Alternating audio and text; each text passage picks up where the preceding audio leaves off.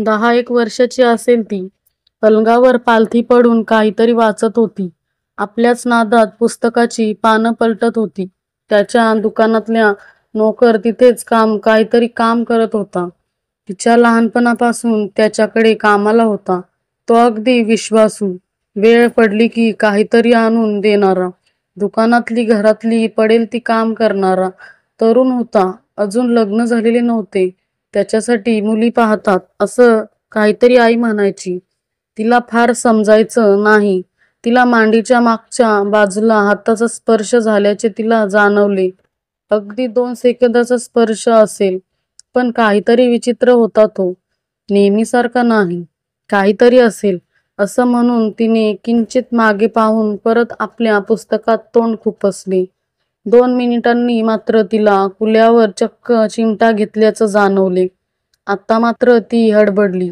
खोलीत फक्त ती आणि नोकर होते. तिने मागे पाहून त्याला विचारले, "तू घेतलास का मला चिमटा?" "नाही बा, मी तर काम करतो आहे." आणि तो काहीतरी गुणगुणत परत कामाला लागला. भास आणि सत्य यातला फरक ओळखता येत होता तिला. त्यातच काम होतं हे. स्पर्शाची घृणा कळण्याचं वय नव्हतं तिचं. पण काहीतरी विचित्र वाटून गेलं तिला. नक्की का केलं असेल त्याने हे? आईला सांगावं की नाही या विचारात पडली ती.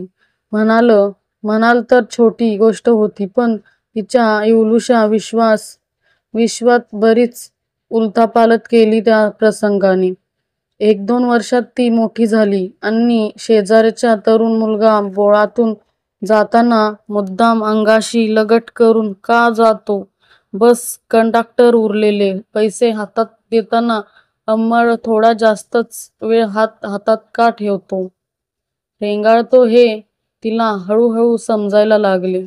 आधीच लाजाळू स्वभाव, त्यात असलं काही कोणाला सांगायची सोय नव्हती. आई अजूनच काळजी करत बसली असती.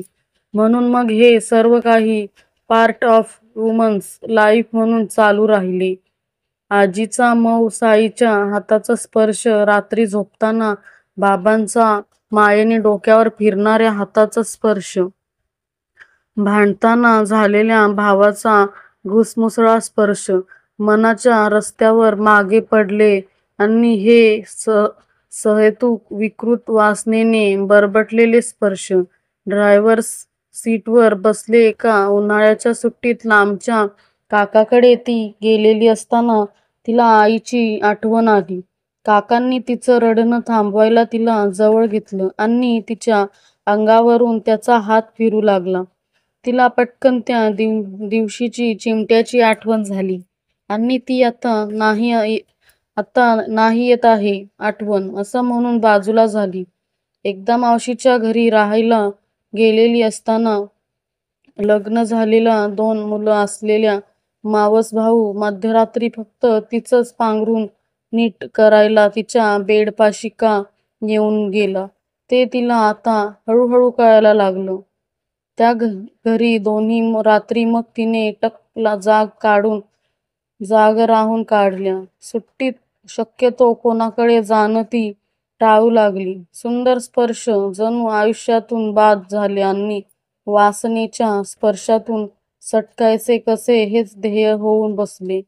कालांतराने लग्न ठरली. तोपर्यंत स्पर्शाच्या अजून काही अनुभव आले.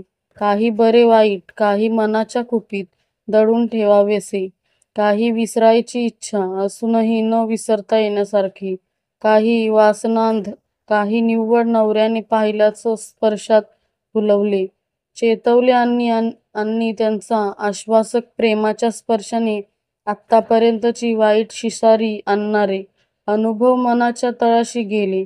ते पूर्ण नष्ट होत नाहीत, कधीतरी ढवळून निघतात, पण पाणी संपूर्ण गढूळ होणार नाही याची तरी काळजी घेतात.